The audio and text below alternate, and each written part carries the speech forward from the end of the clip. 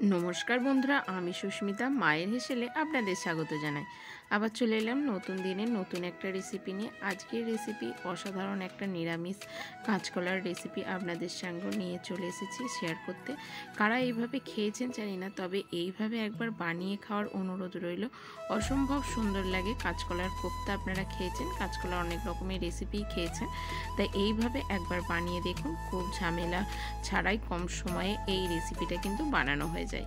এখানে যে দেখুন মটর ডাল আমি ভিজিয়ে দিয়েছিলাম বেশ 2 ঘন্টা আগে ভালো করে ভিজিয়ে দিয়ে এবার কাঁচকলার আমি 2 পিস নিয়েছি, তো ভালো করে ধুয়ে নিয়েছি। আগে ধুয়ে নেওয়ার পর আমি দেখুন ডগাটা আর বেশ দিকটা কেটে নিয়েছি, বোটার দিকটা কেটে নিয়ে আমি খোসা কিন্তু ছাড়াইনি। খোসা অবস্থাতেই কিন্তু গ্রেটার দিয়ে এইভাবে একদম ঘষে নিয়েছি আর সুন্দরভাবে কিন্তু মিহি একটা ঘষা হয়ে গেছে। এবার আমি একটা মিক্সির জারের মধ্যে ডালটাকে দিয়ে দিচ্ছি। ডালটাকে এখানে আমি পেস্ট করে নেব। অল্প একটু জল দিয়ে দিয়েছি, জল বলতে ডালের মধ্যে যেটা ছিল সেই জলটাই, আর দিয়েছি স্বাদ মতো লবণ আর 2টো কাঁচা লঙ্কা। ভালো করে সুন্দর একটা পেস্ট করে নিয়েছি। খুব একটা জল কিন্তু এখানে দেবেন না, যতটা অল্প জলের মধ্যে এখানে কিন্তু পেস্টটা করে নিতে হবে। এবার ওই কাঁচকলার যে গ্রেটার দিয়ে ঘষেছিলাম সেইটার মধ্যে কিন্তু এই মটর ডালটা দিয়ে দিতে হবে। দেখে মনে হচ্ছে কাঁচকলাটা অনেকটাই কিন্তু কালো কালো, যে কাঁচকলার একটা কষ থাকে সেটার জন্য কিন্তু এরকম কালো হয়ে গেছে। এবার ডালটা দিয়ে পরিমাণ মতো দিয়ে দিয়েছি লবণ আর কালারের জন্য হলুদ, আর দিয়ে দিলাম 2 চামচ মতো চালের গুঁড়ি। চালের গুঁড়িটা দিলে বেশ একটু খড়খড়ে ভাব, একটা শক্ত ভাব আসে, ওর জন্য চালের গুঁড়িটা দিয়েছি। চালের গুঁড়ি না থাকলে এখানে 2 চামচ মতো কর্নফ্লাওয়ার দিয়ে দিতে পারেন, তাহলেই কিন্তু খুবই ভালো লাগবে। দেখুন সব কিছু ভালো করে এইভাবে আমি বেশ মেখে নিলাম। মেখে নিয়ে এবার গ্যাসটাকে অন করে দিয়ে আমি কড়াই চাপিয়ে দিয়ে বেশ কিছুটা সর্ষের তেল দিয়ে দিলাম। যেহেতু নিরামিষ রেসিপি তার জন্য আমি সর্ষের তেল দিয়ে এখানে রান্নাটা করব। তা আপনারা এখানে সাদা তেল দিয়েও করতে পারেন, সর্ষের তেল দিয়ে করলে কিন্তু এর টেস্টটা বেশ ভালো হয়। এবার তেলটাকে গরম করে নিয়ে আমি বেশ ছোট ছোট বড়ার আকার করে নেব। আমি এখানে নিরামিষে বেশ সুন্দর এই রেসিপিটা খেতেও ভালো লাগে কাঁচকলার। আপনারা একবার এইভাবে বানিয়ে দেখবেন, খুবই ভালো লাগে আর খুব কম ঝামেলায় কিন্তু হয়ে যায়। যেহেতু কাঁচকলা সিদ্ধ করতে হচ্ছে না, এইভাবে ঘষেই কিন্তু রান্নাটা করা যায়। আর এত সুন্দর যে রান্নাটা একবার না বানিয়ে খেলে কিন্তু বুঝতে পারবেন না কেমন টেস্টটা হয়। আর আমার চ্যানেলে যদি নতুন বন্ধু হয়ে থাকেন, তা আমার রেসিপিগুলো যদি ভালো লেগে থাকে অবশ্যই কিন্তু চ্যানেলটাকে সাবস্ক্রাইব করবেন। আর কে কোথা থেকে দেখছেন প্লিজ একটু কমেন্ট করবেন। কমেন্ট না করলে আপনাদের ধন্যবাদ আমি দিতে পারছি না। দেখুন কত সুন্দরভাবে বড়াগুলো বেশ ভাজা হয়ে গেছে। এবার আমি একে একে তুলে নেব অন্য একটা পাত্রে।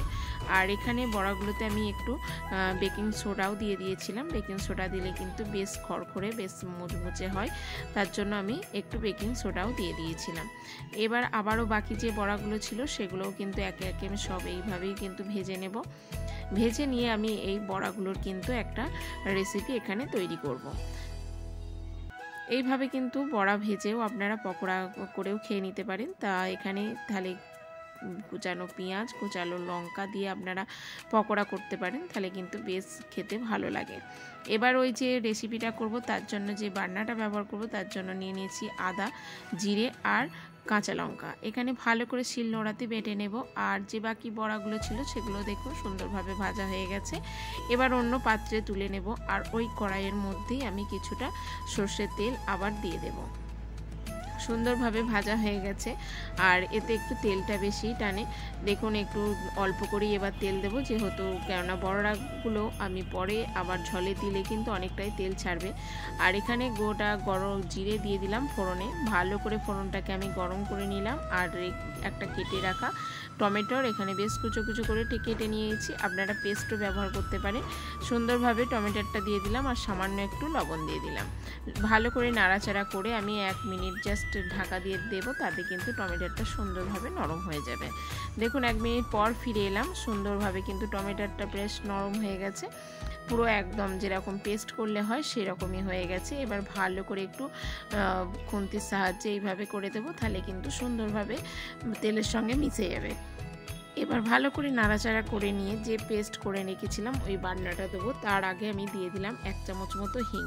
যেহেতু নিরামিষ রেসিপি তার জন্য টেস্টটাকে আরও দ্বিগুণ বাড়ানোর জন্য এখানে হিংটা ব্যবহার করলাম। আপনাদের হাতের কাছে যদি হিং না থাকে আপনারা স্কিপও করতে পারেন। তা দেখুন সুন্দরভাবে হিংটা একটু দিয়ে আমি আদা, কাঁচা লঙ্কা আর জিরের পেস্টটা এখানে দিয়ে দিলাম। সুন্দরভাবে এবার কষিয়ে নেব লো ফ্লেমে।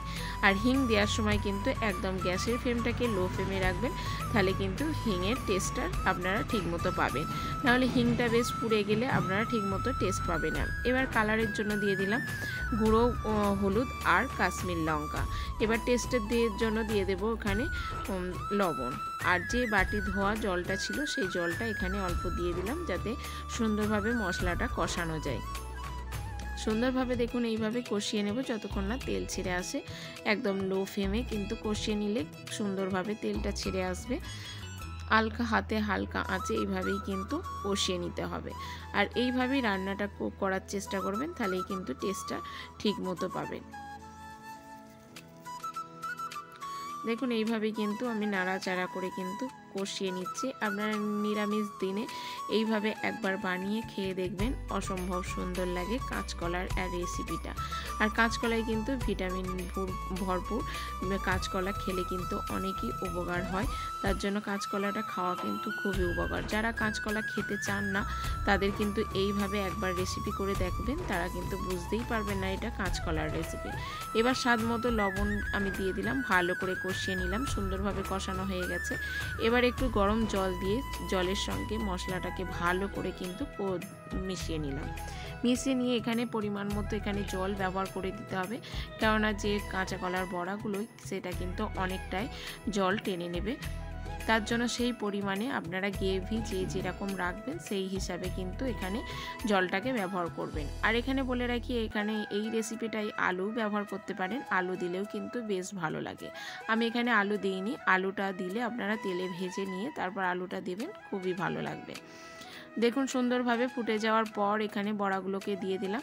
বড়াগুলোকে দিয়ে এইভাবে কিন্তু নাড়াচাড়া করে জাস্ট 2 মিনিট ঢাকা চাপা দিয়ে দেবো, তাহলেই কিন্তু আমার রেসিপিটা সম্পূর্ণ রেডি হয়ে যাবে। তারপরেও কিন্তু আমি কিছু মশলা এখানে অ্যাড করব, তার জন্য পুরো রেসিপিটা দেখবেন। দেখুন এখানে আমি 2 মিনিট পর ফিরে এলাম, ঢাকা খুলে দেখুন 1 চামচ ঘি আর গুঁড়ো গরম মশলা দিয়ে দিলাম। ভালো করে সম্পূর্ণ রেসিপিটার সঙ্গে এইভাবেই কিন্তু নাড়াচাড়া করে আমি ঢাকা দিয়ে রেখে দেব 2 মিনিটের জন্য, যাতে ঘি আর গুঁড়ো গরম মশলাটা সম্পূর্ণ রেসিপিটার সঙ্গে মিশে যায়। তারপরে আমি গরম গরম ভাত বা রুটি যে কোনো রেসিপির সঙ্গেই কিন্তু এই রেসিপিটা যায়। তো আজকের রেসিপিটা আপনাদের কেমন লাগলো অবশ্যই কিন্তু কমেন্ট করে জানাবেন। নতুন বন্ধু হয়ে থাকলে চ্যানেলটাকে সাবস্ক্রাইব করবেন। সম্পূর্ণ ভিডিওটা দেখার জন্য ধন্যবাদ।